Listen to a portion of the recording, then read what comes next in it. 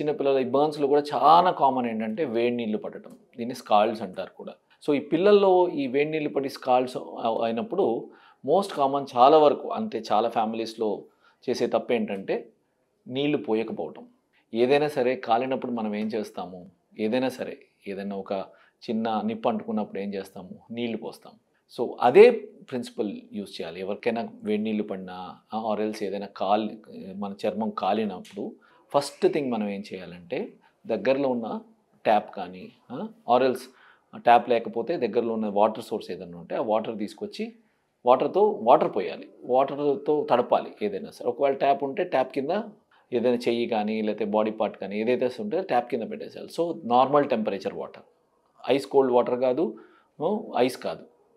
Normal temperature water అది పెడితే ఏమవుతుందంటే ఈ టెంపరేచర్ ఏదైతే ఉంటుందో ఆ వేడిని లాగేస్తుంది. సో, ఈ వేడి లాగటం వల్ల ఏమవుతుంది? ఆ డెప్త్ ఆఫ్ బర్న్స్, డెప్త్ అంటే ఏదైతే లోతుగా కాలటం ఉంటుందో ఆ లోతుగా కాలడం తగ్గుతుంది. సో, డీప్ బర్న్స్ అయ్యేది సూపర్ఫిషియల్ అంటే పైపైన కాలిపోతుంది. సో, పైపైన కాలిపోవటం వల్ల సింపుల్ మేనేజ్మెంట్ అయిపోతుంది. ఎక్కువ ఇబ్బంది ఉండదు. మరకలు పడవు. సో, ఆల్ వెరీ లైట్ మరకలు పడొచ్చు. సో, ఈ విధంగా మనము బర్న్స్ అనేది కొన్ని స్పెసిఫిక్ ప్రికాషన్స్ ఉంటాయి. ఎస్పెషల్లీ చిన్నపిల్లల్లో స్కాల్డ్స్ ఉన్నప్పుడు. స్కాల్డ్స్ అంటే వేడి నీళ్ళ వల్ల అయిన బర్న్స్‌ని స్కాల్డ్స్ అంటారనమాట.